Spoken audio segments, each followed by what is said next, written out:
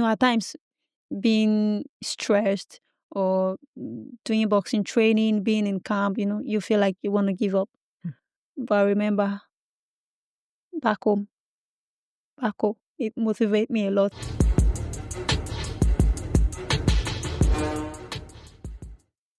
This is the Real Women of Boxing podcast. My name is Jacqui-Lee Pryce, and today's guest has recently signed to Jake Paul's most valuable promotions, Elizabeth Oshoba. How are you? Fine. Last minute text calls. I'm fine. I'm all right. You're good. Thank you. Yeah, I'm okay. Good. And you just finished a little bit of a training session. Yeah. How was that? It was okay. Not bad. I'm looking forward to my fight, and that's what I'm working at. So no matter how tough it is okay. Your professional career, I should say, has taken on a bit of a momentum. You're the current WBC feather and the IBO international super featherweight champion. Is that right? Yeah. And you kind of accomplished that in not a very long time. Yeah. Kind of picking up those belts easily and effortlessly. It's not easy anyways. It's not easy to pick them up, but it is what it is. You come to grab them belts. Because I'm hungry for them at least, So we just tired. You're in a long list of women that have recently signed with MVP. We will get back to that. Okay.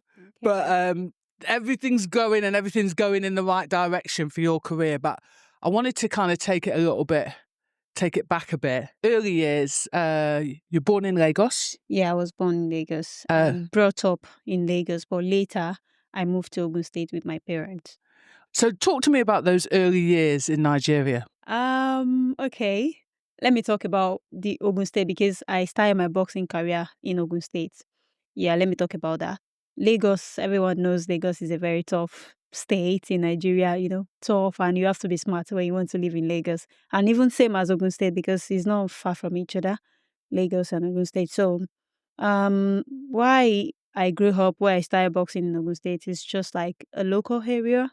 Like, it's very local that people do not believe boxing is an achievement. Like, you can achieve in boxing. They thought people that did boxing, like people that are doing boxing, they are just street urchins or you're going to turn to something else, maybe bad influence or something. So growing up there and doing boxing is very tough.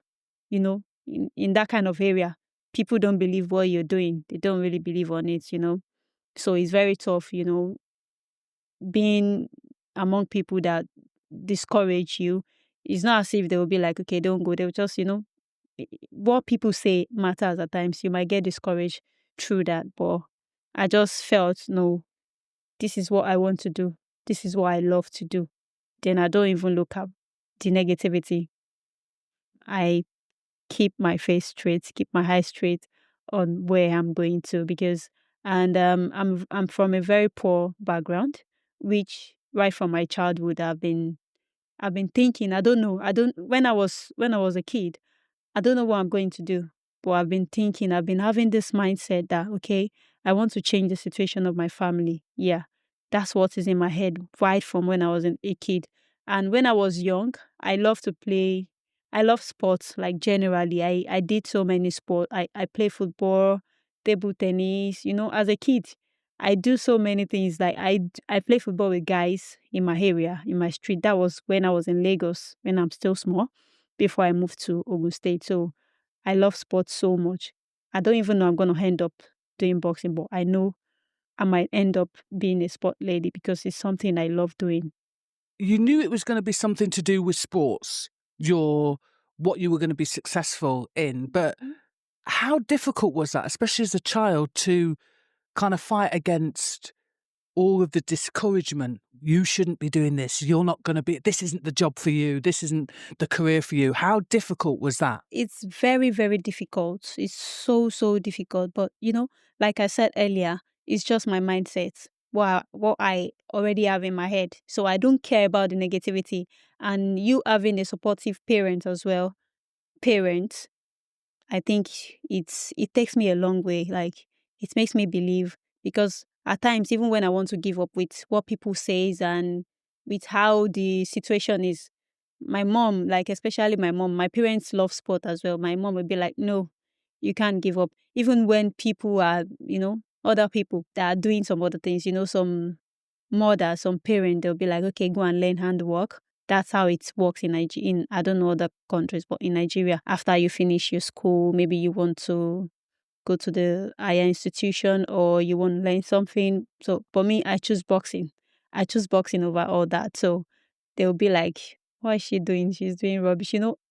Almost She's doing rubbish, negative, you know. yeah, negative talk. They'll, Mm. a lot. But my mom would be like, no, let her do what she want to do. I don't care. I don't care if your children are doing better than mine. Let her just do what she want to do. So if you have that kind of supportive parents, I think it's part of what makes me go a long way and not giving up as well. Is it normal to have a mother that kind of booked the trend? I don't know.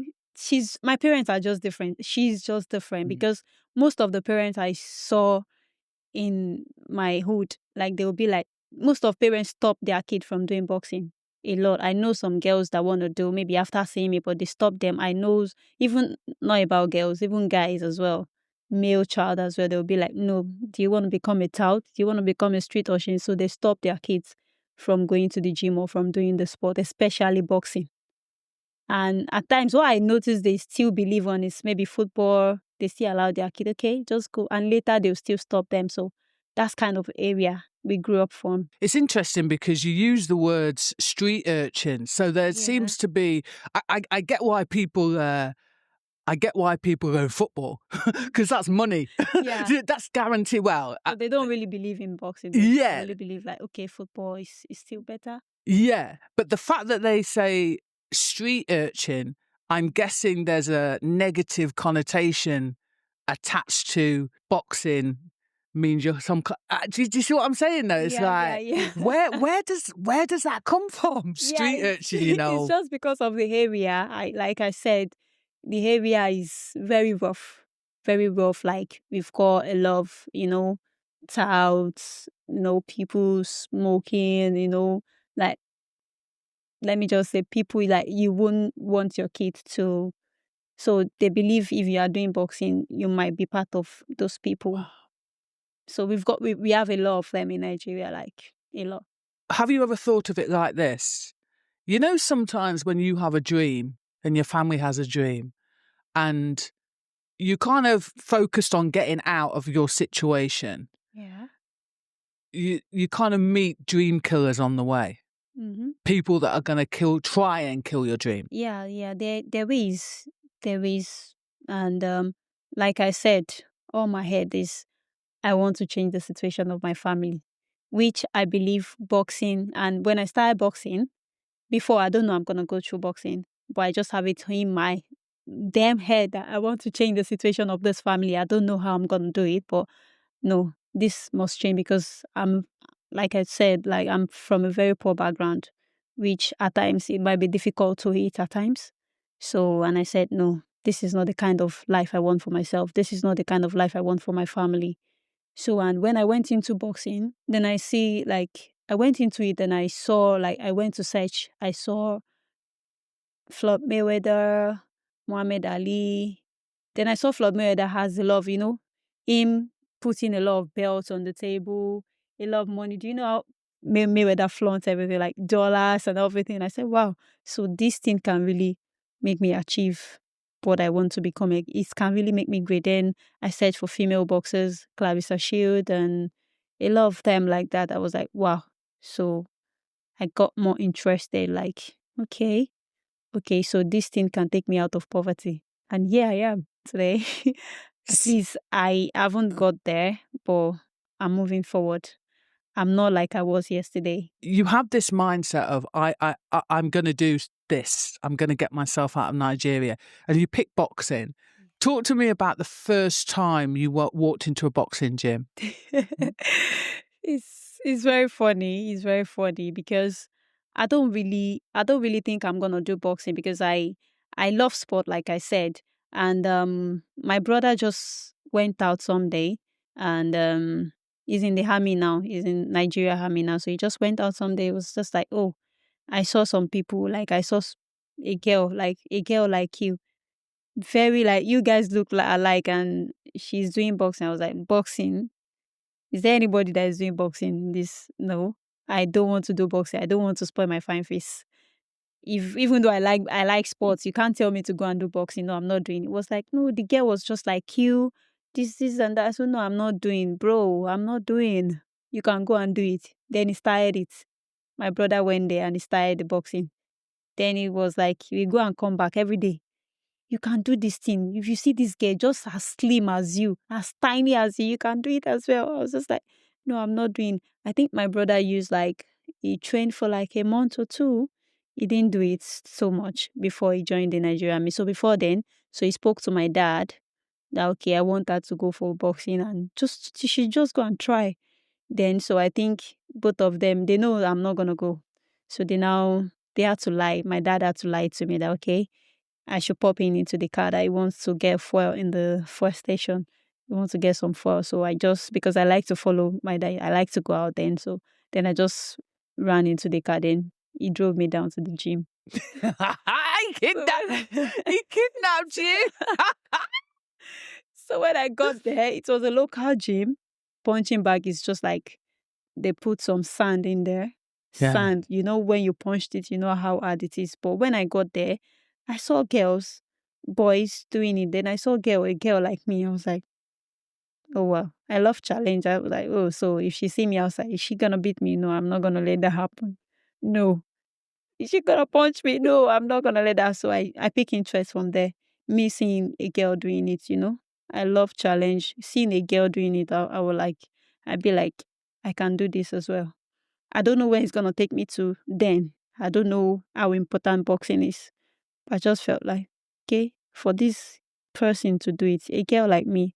So when we met outside, she can punch me, then I'll start crying. No, I'm not going to let that happen. So then I started that day. I had to use my coach shoe, though it's not my size, oversized shoe, and one of his short. I had to change my wears. So then I started like, okay, do this. Then that day, I was very interested.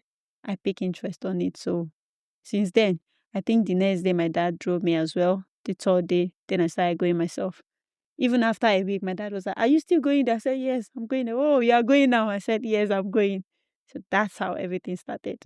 I love that story. And here's the thing. My first pair of boxing boots were a hand-me-down as well. Oh. And I was so grateful.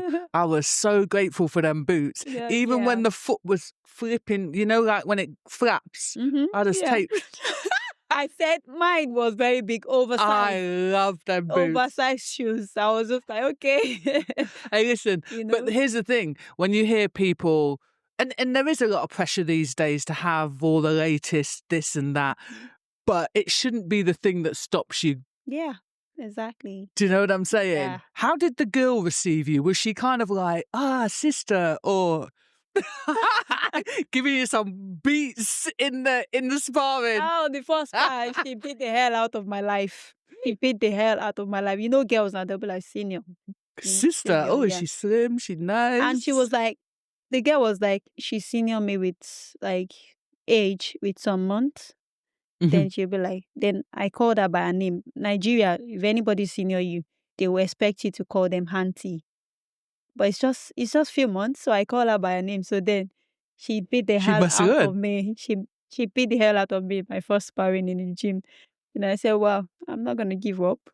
What's my name? What's my name?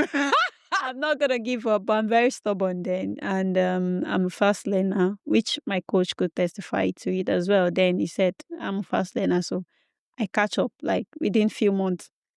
After people were like, they want me to come and fight on the ring. I used like 3 months in boxing. They started inviting me to come and fight on the ring. Then we have a competition we used to have every month in Lagos. We go from Ogun State to Lagos State. That is Lagos State Boxing Hall of Fame. They do that to support the young ones coming up every month. So you fight, they pick the best boxer. And I think after 3 months, they were asking me to come and fight. But my coach said, no, she's just 3 months. No, let her train a little bit. So I trained for 3 months again, 6 months. Then I stepped into the ring. Wow. Then I won my first fight. I beat the champion. Wow. Yeah. That's amazing. And then you went back to the gym Yeah. and beat up Auntie.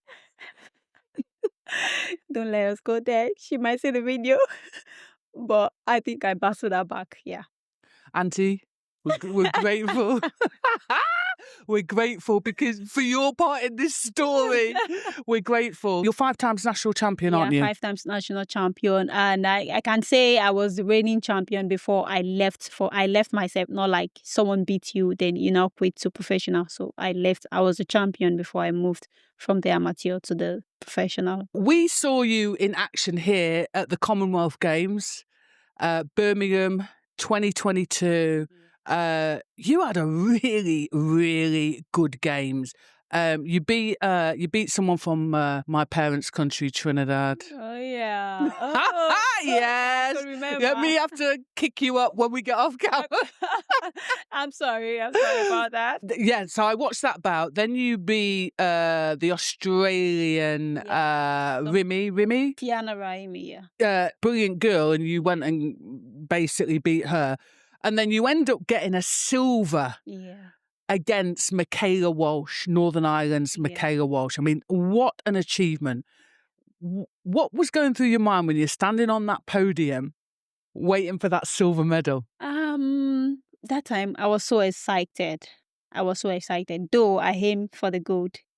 But I'm so excited because a lot of things happen that want to stop me from even coming from the competition. So I was very glad I'm even at the competition. It gets to some point, I was even thinking, okay, let me just go to the competition. People should just know I'm there and just go home, even though I'm not going to win because of what happened before the competition. So I'm very, very grateful. So me being the silver medalist it was a dream come true for me. Though I aimed for the gold, but at some point I couldn't go for the gold medal. So, but the silver medal is still a dream come true for me. I'm so happy, and being on the stage expecting my medal, like, is one of my dream come true. Then, yeah. You said that you obviously went through some stuff before you got to Birmingham. Yeah. Is it a situation where now you look back at whatever happened before and think, wow, if I can come away with a silver medal, what can I achieve when everything is just running smoothly? It's just running smoothly. Yeah. I thought about that as well. But in everything in life, you just have to give thanks to God. That's God's willing for me. What if everything went smoothly and I went for the competition and I still not get the medal? So I think God has plans for everything. God's willing. I just give God all the glory though. It's a very tough road. It's a very tough and rough road for me. If I start talking about like being in Nigeria, my amateurs career, if I started talking about it, it's a very long story, and very rough. For real. It's very rough. Very, very rough. It's good that you give glory to God that you are able to come through what you come through and still achieve. Yeah. You get this medal at the Commonwealth Games, and that's kind of usually something that opens up the doors for the Worlds and then, the Olympics. So 2023, there's the World Championships. I think it was in New Delhi, wasn't it? I did wonder why you weren't sent. I think they sent Patricia, is it Mabata? Yeah, they sent her to the Worlds, but I was kind of like, oh, okay, why is this? No, I think Patricia sponsored herself. Nigeria didn't come for the championship. If it's 2023 you're talking about. Yeah, 2023. They didn't come for it, yeah. I'm sure if they come, I would have go with them. Any competition you didn't see me, that means Nigeria is not there. Or else, maybe the one they went after I turned pro. I think you just touched on that Patricia probably sponsored herself. Yeah. So I hear a lot of athletes in kind of Africa, the West Indies and beyond that don't necessarily have a massive, like their boxing organisation might not have masses of sponsorship. So then usually what happens, just so that people know, usually even though that they are representing the country, they actually sponsor themselves, don't they? Yeah, exactly. They have to sponsor themselves. Like you go with your money, you do everything with your money. Yeah. So that's it. If they choose, if Nigerian boxing choose, okay, they are not going for the competition. But if you feel like you want to go, you can sponsor yourself. They're not going to do anything about it with you. But they'll take the accolade, but they won't. If you win, if you win, they'll take the accolade. Oh, well, we did. But Yeah. do you know what I'm saying, Yeah, though? that's it. Exactly. Is that a case that the government don't invest enough into boxing in Nigeria? Do they just not have the funds for that? Yeah, I'll say they don't invest enough in boxing in Nigeria. They only invest more on football. And I think they are trying to change it now. If God's willing, they don't invest more in boxing. I won't lie to you, because Nigerian boxing, we don't really go for much competition, not like other sports. We don't go for much competition, and which is kind of taking us back, you know? Yeah. Not competing with the other athletes, with the other boxers in the whole world, you know? It's kind of setting us back. But I hope everything changes soon. I do, because it's not that there's a lack of talent, is and there? I hope I can be one of the sponsors in future Oh, to I sponsor love the that. young ones coming. Please, God. Yeah, that's what that's my dream, part of my dream in future. Yeah, that's Yeah. great. There isn't a lack of talent in Nigeria. There's a lot of I talent. love, like, a lot. Like, you can't imagine how brilliant and amazing we are in Nigeria, even with the rough country, even without facilities, and we still go out there and people still see us. We still showcase this talent. So we still the power in us, the strength in us. You don't know how much it is, for real. No, I do, actually, because just hearing you talk about the trials and tribulations of even getting to a competition and to perform under that situation, I just find that's a different, they say you have to have heart in boxing. That's a different set of heart. That's a bigger heart. Yeah. And that will break most boxers. Yeah. Do you know what I mean? Let's fast forward to the Olympics 2024. Mm-hmm. Are you saying that the competitors that went and represented Nigeria did effectively they fund themselves? To the Olympics? Yeah. I think the last Olympics was what? 2024. Paris 2024. No, not Paris. The one before the 2024. I think it's 2021, right? Yeah, Tokyo. Yeah, the Tokyo one. That was the one I missed. I already turned pro before the Paris one, though I was invited then to come but I couldn't go. Yeah. To come for the trials, national trials in Nigeria, to go for the qualifier. I'm talking about the one of Paris, but I missed the one of Tokyo, which they didn't sponsor any Nigerian boxers to the qualifier. And if you did not qualify, if you didn't go for the qualifier, you can't go to the Olympics. Yeah. Yeah, so that's exactly what happened. But I think the one of Paris, none of the boxers qualify for the Olympics, yeah. Before we even get into how sponsorship affects you, you can't go to these qualifiers. So then you can't go to these major tournaments without money. You can't train without money. You can't buy equipment without money. Without sponsors, yeah. Because even when Nigeria will not be able to take us to the qualifier, if there is enough sponsors, they can do that. If there is sponsors that can sponsor the boxer, but no sponsors, that's no help, no support from anyone. That's why I said it's very, very rough and tough. What's interesting, though, is also that even if you as a boxer got sponsorship, the rest of your team might not get sponsorship. Yeah. So therefore, you're not going to just it's not small things. Nutrition. They might not have enough to eat. Yeah, exactly. They might not have enough to have strength and conditioning. Exactly. That's how bad it is. Yeah, that's it. I hope people just realise how lucky they are, to be honest. So you said you turned professional, and then I'm guessing that you were professional first, obviously, in Nigeria. Yeah, I had my first and second professional fight in Nigeria. Is it true that through social media, someone contacts you, they see something and they say, come to the UK? Is that true? Yeah, my manager, Sean Murray, Okay. Yeah, we met on social media, and that was before the Commonwealth, before I went to the Commonwealth. So it was like, do you want to turn pro? I said, no, sir. I really still want to, I want to, represent my country in the Olympics, and I'm still hoping to go for the Olympics and the Commonwealth game. Then he said, okay, that's fine. Continue doing your thing. Then he kept on encouraging me. We kept on talking. I just saw my videos online, like on Instagram. Then he contacted me too. Then we started talking.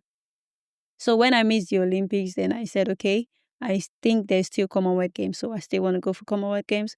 So me being in the Commonwealth Games, he came to the Games Village. He was there all throughout my fight, bought me food. He was so kind, so nice. So then after the Commonwealth Games, I was like, this is 2022. Then Olympics is still another 2 years. I said, nah, I need to turn pro. I think it's high time for me to turn pro. Then I told him, okay, I'm ready to turn pro. Then he said, okay, let's do it. That's nice to hear that he invested in you Yeah. so early on. But when he first contacted you, did you think, who's this crazy Englishman? I was happy. I was happy because, that's what I'm hoping for. That's what I'm praying for someone to just help me and take me out of Nigeria. So when he contacted me, I was happy. At least someone likes what I'm doing. That means I'm moving forward for someone to see, oh, this girl, she's good. She's a little bit good. She's better, and she's gonna be great. For someone to contact me from nowhere, someone I don't know from Adam. So I was happy. Then I was happy talking to him. Then in the Commonwealth Games, he came down. He was there on my fights. I saw him on the seat, like beside the ring, cheering me up. I was like, wow. So I've got fans here as well. Do you understand that joy in you? You knowing someone is sitting, cheering you up. Your family is not there, nobody, but you still have someone. Even though he's white, a lot of white people were in the stage. Like then you see someone white as well, like cheering you up. It's very comforting. So I was happy, and he's a very kind man. When he invited me to the UK, when I moved to the UK, I stayed with him, with his family, wife and children. Someone that I didn't know. Then he accommodated me and everything. So I'm just so happy. I just want you to touch on the fact that you said that this white man had supported you. He's come out and supported you, and he invited you into his family home. Before this point, had you ever A, met a white man, or B, even, been anywhere where you kind of had a relationship with, a family, a white family, and how different it is for you to be? I don't have a relationship with any white family before then. The only person I do chat with white people, like 2 or 3, I've got them like that. Like they do send me kits, encourage me. They send me boxing gloves, and I've got like Ken Bidu, like 2 or 3 white people that send me gloves, at times wears, training kits. So those are the people I only chatted with. It's just online chatting, not like I've met any white family before. My manager is a white person I'm meeting first. Yeah. Literally, culturally, it's completely different to what you're used to. Yeah. Very, very. But it's very kind, and it doesn't make me feel like I'm not in the right place, because when I get to the UK, despite the fact being like not being able to cope with the weather is crazy, the food is shit, but me still living with people, like living with him, his wife, his children, it's something amazing. It's very I still kind. feel like I'm still with family, not like I'm staying alone. Like I just came in lonely and be lonely. You get that. I came in new and I'm not used to people. I'm not used to anywhere. So me being with people in the same house, living in the same home, it's so pleasing for me. You're very lucky. Talk to me about your view of the UK before you came versus versus now. Oh God. Oh God, oh God. Before, I've always wanted to, travel abroad. Be the UK, the US, I've always wanted. And when my manager invited me to come, when I came in for Birmingham, I think that was my first time stepping into the UK. I think it's completely different because we are in the game village and we are in the hotel. There's food. Even though you don't like the food, like you've got choices in the game village. Like at least you still see some because they know Africans are there as well. You still see African food, and that's what I eat. So I didn't taste the white. Let's call it the unseasoned food. So I didn't even go there. I only went for You didn't taste the unseasoned I only went food. for what I want to do, like what I want to eat, what I know. But me getting here to the UK, getting to my manager's place, they are not Africans. They don't even. So I started struggling with the food. First of all, it's the weather. It's crazy because I came in during the winter time. It's so crazy. I feel like, I'm not gonna freeze. But my manager said, no, you can't freeze. You get used to it. Then the food is. When I came in I didn't eat for I think a week or two. But when I started feeling hungry, I was like, okay, let me just taste it. Then I started eating little by little. So, yeah, Then the food aspect, at times I want to cry. What kind of food is this? Oh my God. What kind of food is this?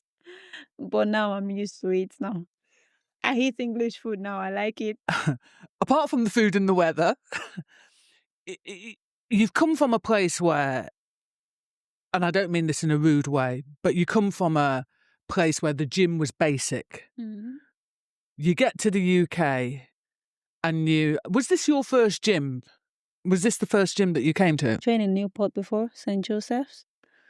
Then I trained in Bristol at first. When I first came in, I trained in Bristol at Sweatbox. Yeah, that's my first gym. So you step in there.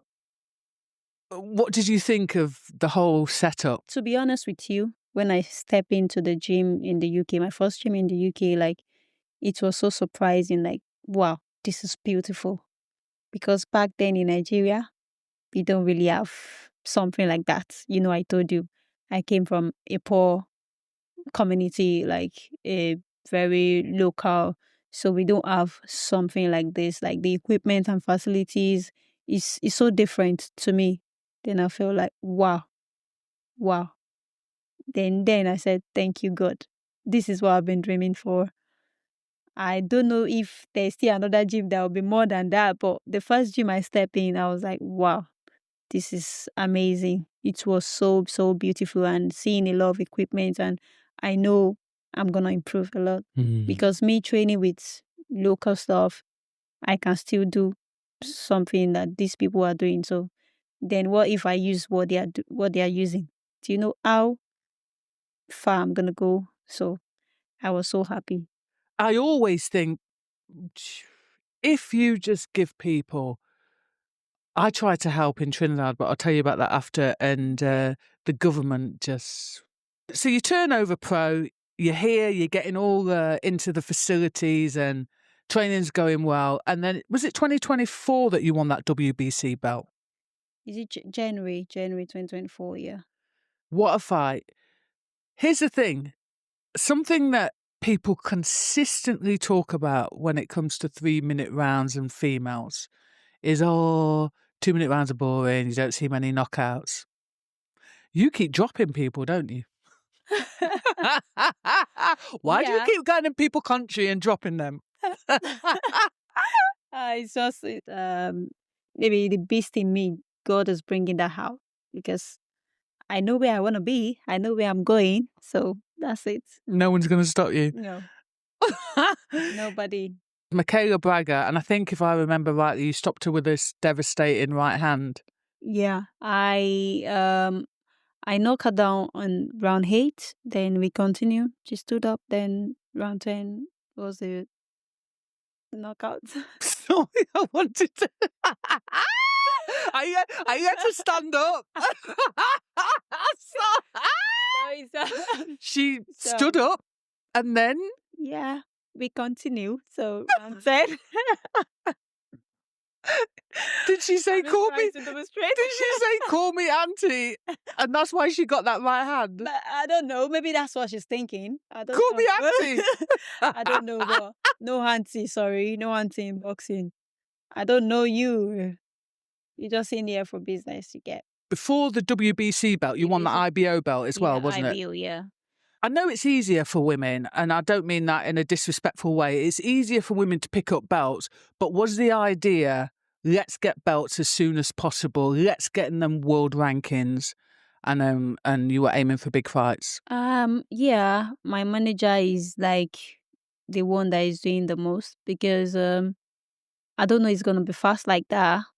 Me getting titles and all that. So I don't know. It just happened. It just happened. But I'm aiming high. Like I aim to have all the titles. I don't know what weight, 3 divisions, 2 divisions. I don't care. I just want to get there.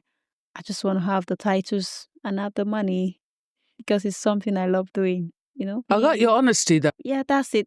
Me changing the situation of my family is money. Mm. The mindset is still there till now. You've talked about obviously wanting to help your family, and obviously that's a great thing. But there is an expectation, isn't there? Africans, West Indians, there's this expectation of how the UK is going to be when you get there. People have this expectation back home Yeah. of what the UK is going to be like. Okay. Explain the difference between what people think it's like and the actual reality. I'll talk about Nigeria because that's actually where I came from. And their expectation to we being in the UK, I don't know. They just felt like we are making the whole money. They just felt like even when you walk for 5 minutes, you should have like $10,000. That's their thinking. Or even while you are sitting in your house, money can easily come to meet you. That's the thinking. And even me before moving down, I thought people there, they don't have to work, they don't have to stress themselves, like they just see money. So that's our mentality. But me getting here, I see everything is different. Being in the UK, you have to be hardworking, you have to work, and you have to pray as well. And you just don't have to. It's just a matter of consistency. You just have to be consistent because you can't just UK. You can't say you want to sit home or you work and you eat. You know, in Nigeria there are some people that they don't work and they can still eat. I don't think it's like that here. You have to work for your money. You have to work for what you eat. You've explained that you obviously, I get here, UK, we have to work. Can you share the process of the whole immigration process? Because people think you drop here in the UK, you come here taking our jobs, it's easy. Explain to me about how that process works. Being an immigrant is very tough. And me being here boxing, I have to work as well. I work and I box.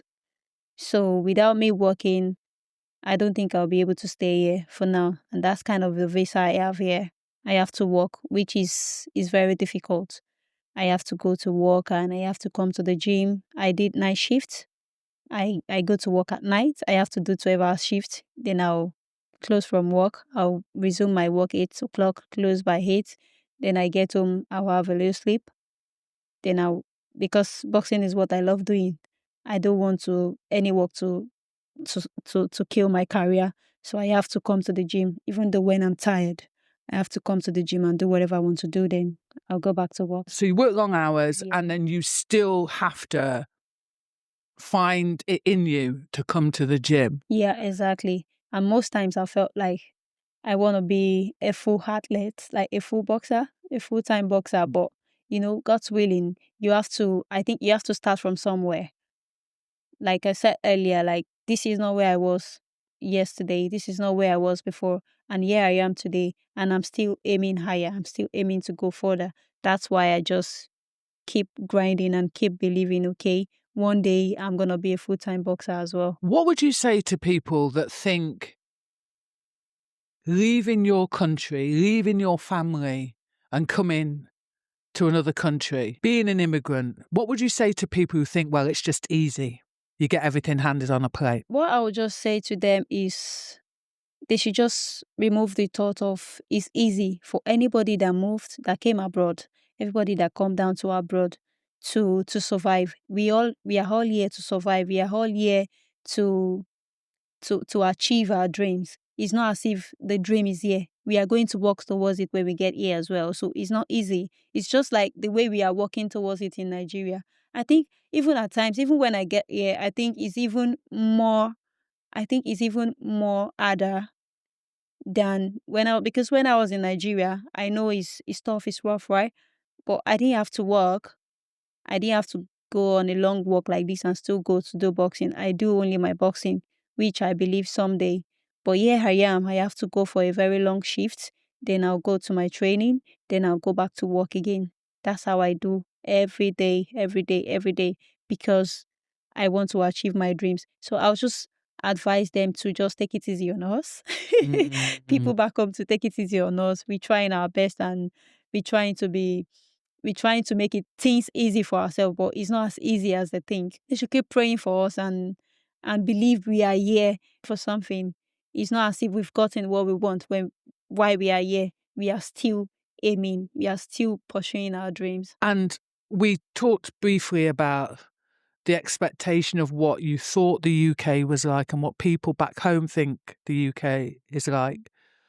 There's an extra expectation, though, isn't there? And again, this is something that happens in West Indian families as well as African families. There's an expectation that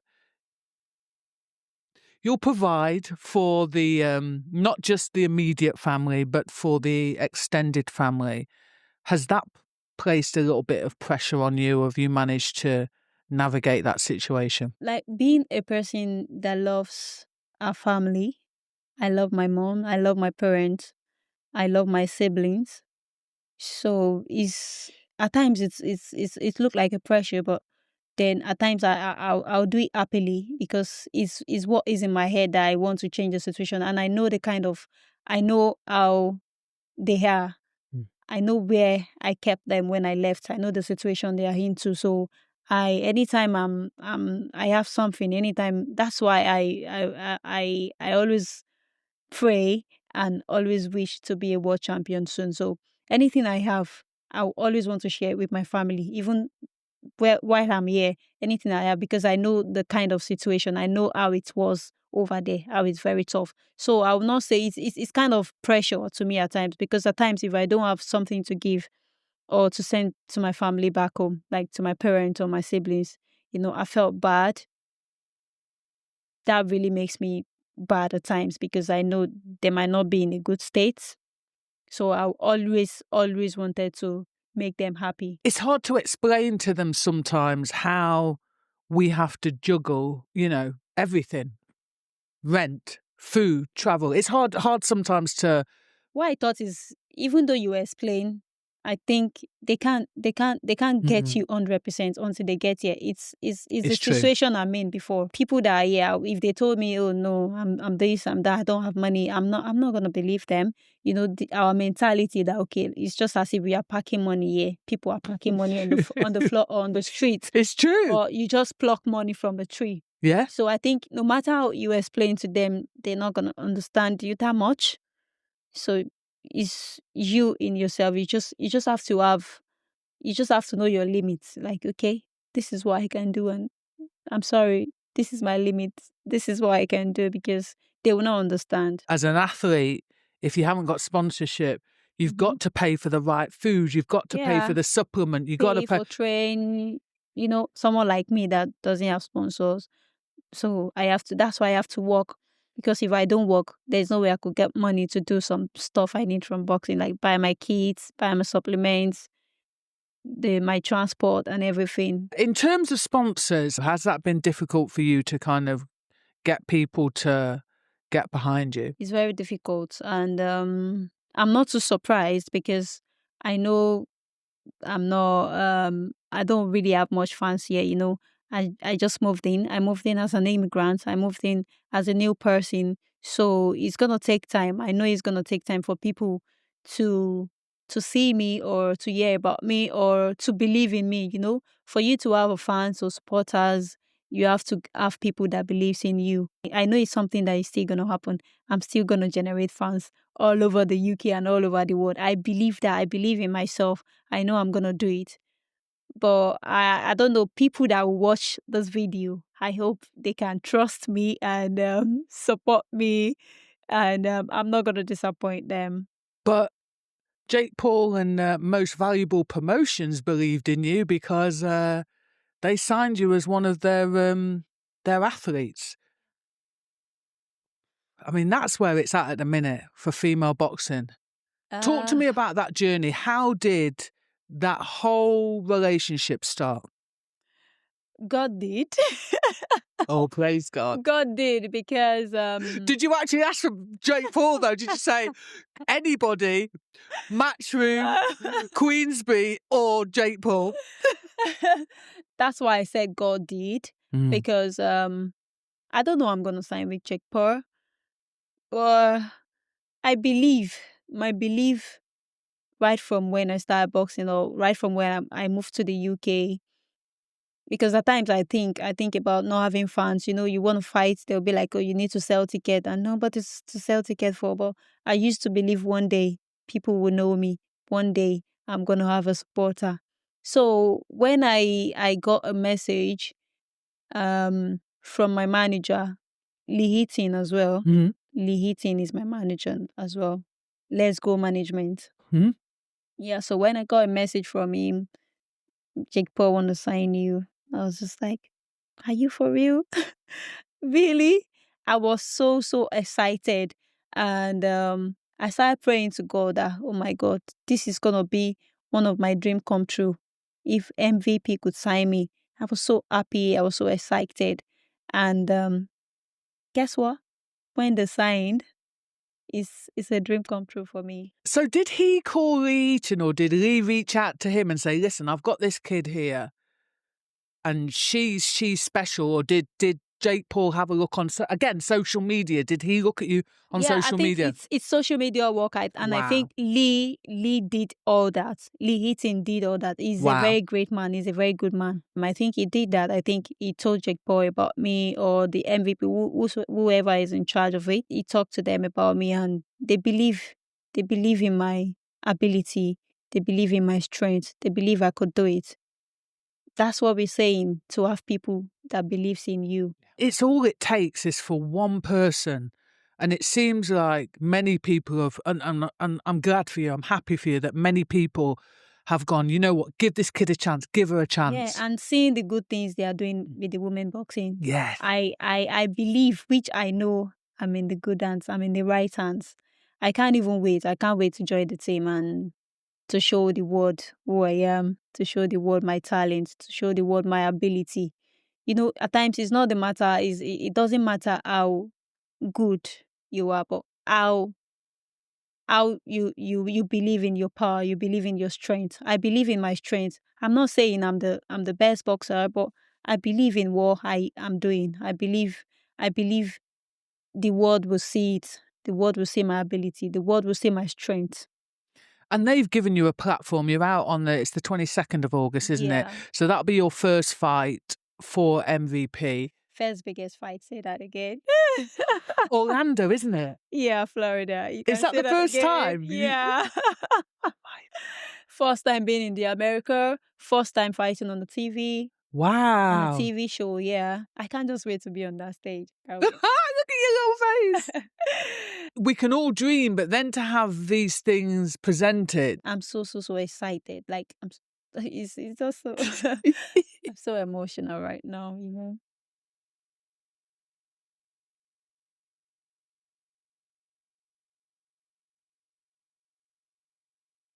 What was it like meeting Jake Paul for the first time? I haven't met Jake Paul, which I believe I'm going to meet him, because definitely I'm one of his prospects now. So Clearly.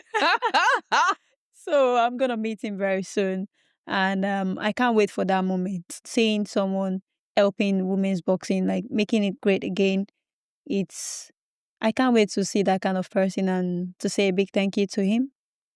Yeah, and the team, to say a very big thank you to them. I've spoken to a couple of MVP female fighters, and it seems to me that there's a massive difference between the public Jake Paul and the private Jake Paul.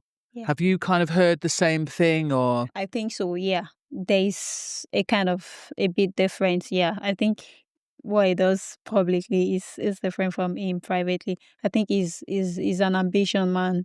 He's so ambitious, and he really wants women sports, women boxing to be great.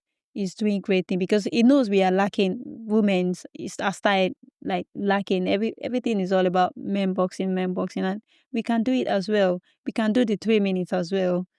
We can do everything men are doing as well. So why would they be putting us back? Really makes me happy because I like seeing all those things happening. Like you see, Amanda Serrano and Katie Taylor is so crazy. Look at the crowd. Oh, Look at everywhere. yeah. I can't wait to be on that kind of stage. Now I've signed with them, and I know one day I'm That's gonna me. be here too. That's You me. see that's massive. Yeah, yeah. Just yeah. That's massive. He's an ambitious man, and he's a great man. Yeah, and he's a happy man as well. And of course, I have to mention Amanda as well. I mean, what she's done, because she's been a guiding force in promoting female boxing as well. Yeah. She's been, paramount to that kind of, I would say, the growth in MVP. Yeah. We can't let Jake Paul take all the heat. Do you know what I mean? And all the praise. We've got to give Amanda some. Amanda You know what I mean? She's great as well. You know what I'm saying? Yeah, and everybody, like, women are looking forward to, like, they are looking into her, like, she's the one they are looking to. Okay, this is the pace. She has already made the pace, like, the great pace. She's actually opened the door that it'll be quicker and easier for you lot, that's it. to be fair. She's opened all doors, like, all difficult doors. Like, I think women boxing now, I think is gonna be more than great now. I do think, because most people would have swung that door shut. Yeah, you see, do you know what I'm saying? People have started loving like boxing, women boxing. They've started loving it now. Even people that don't love it before, they've started loving it. You know, it made me laugh when you said, yes, we can. He's opened the doors for 3-minute rounds. I don't think you need 3-minute rounds, because you can get it done within 2. So if that is what would make people believe we women can do what men can do as well, I think we should go into it.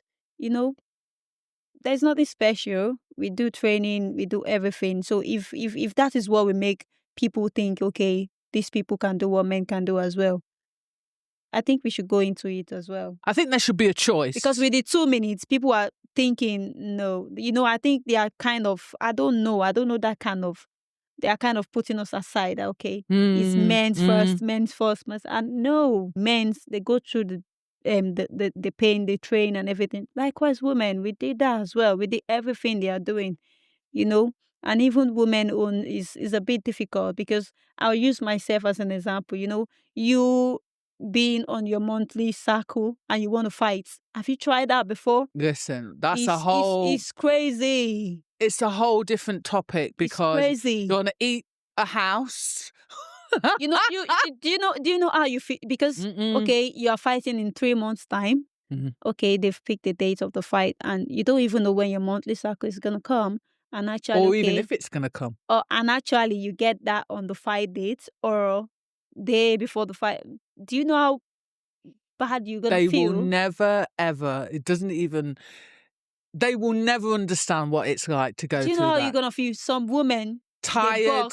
They box with that. Yeah. With their monthly cycle on. Backache. Yeah. Headache. Feeling sick. Do you know how I feel? So they will never. I think they should give us accolades. I think they need to give you more money for that. Men are not even doing period. They are not even doing their monthly cycle, and they went into the ring and fight. Okay, fine. What about someone that wants to fight and she's on a monthly cycle? She don't have a choice. You have to go in there like a warrior that she was. You've mentioned throughout the interview, you give thanks to God.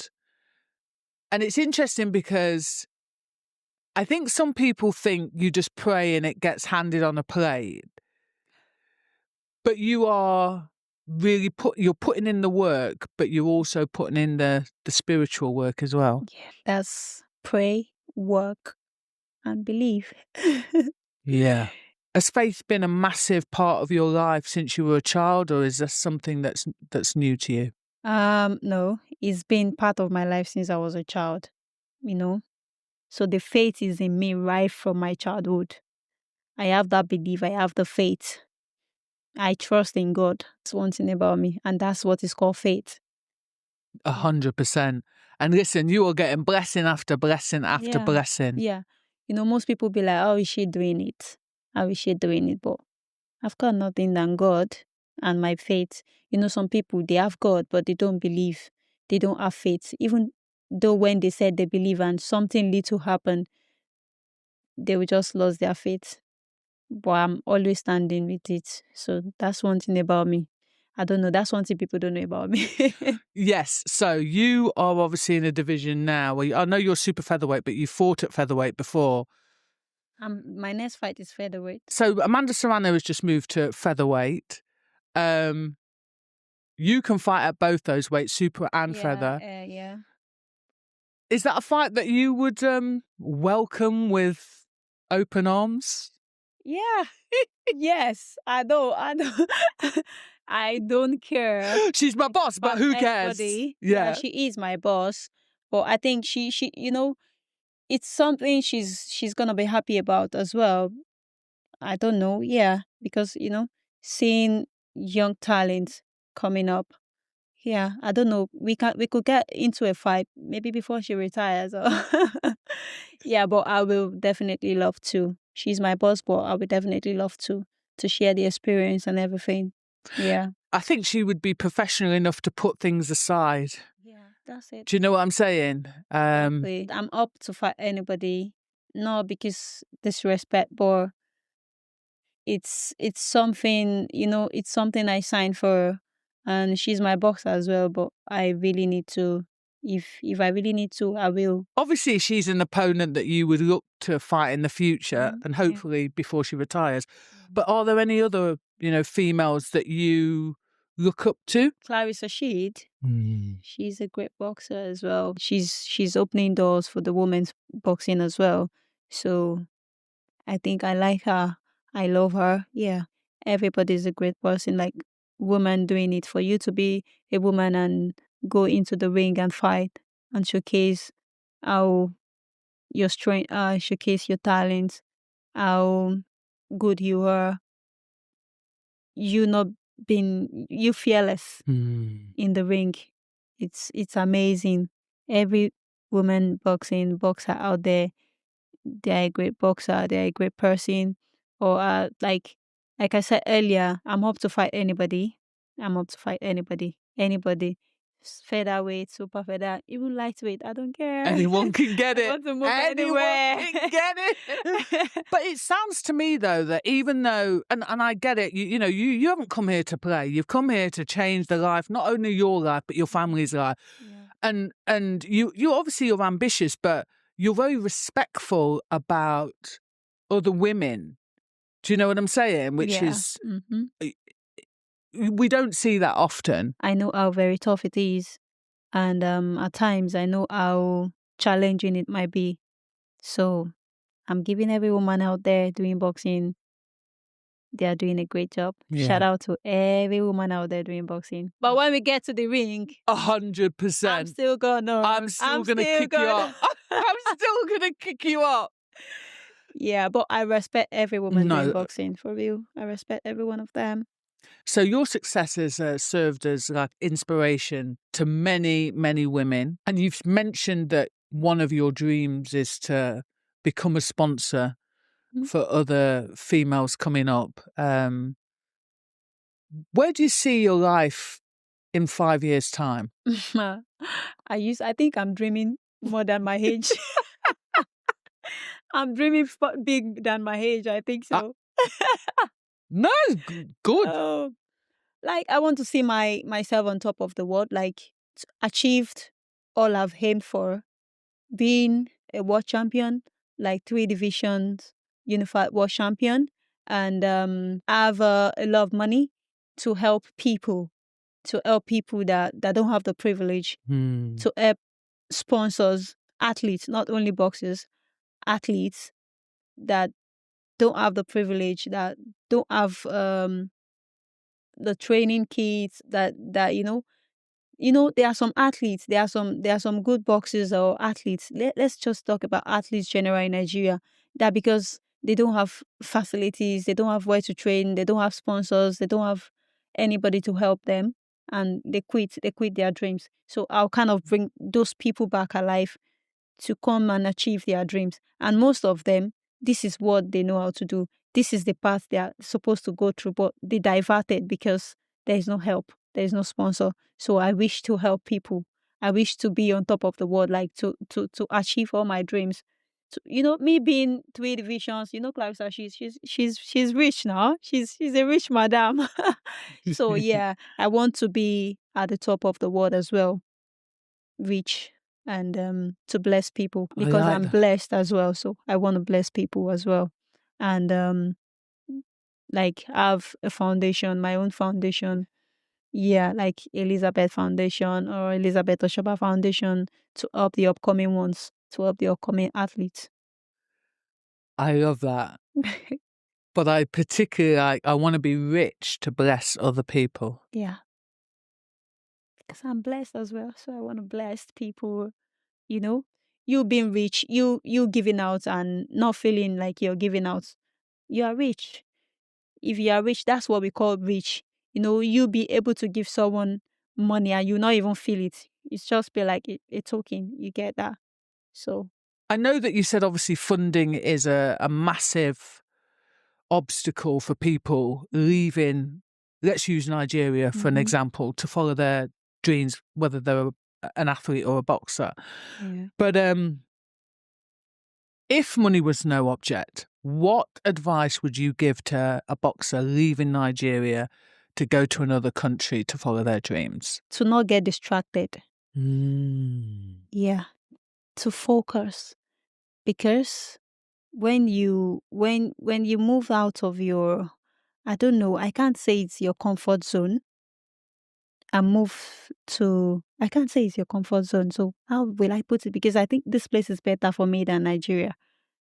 But I'm still going to call that my comfort zone as well. But also, Because, you can get distracted by yes, yeah, that's what I'm going saying. out, this, You can that. get distracted by so many things, because things you've not seen, things that look big to you, or things that look new, things that look I don't know, that look shout to you.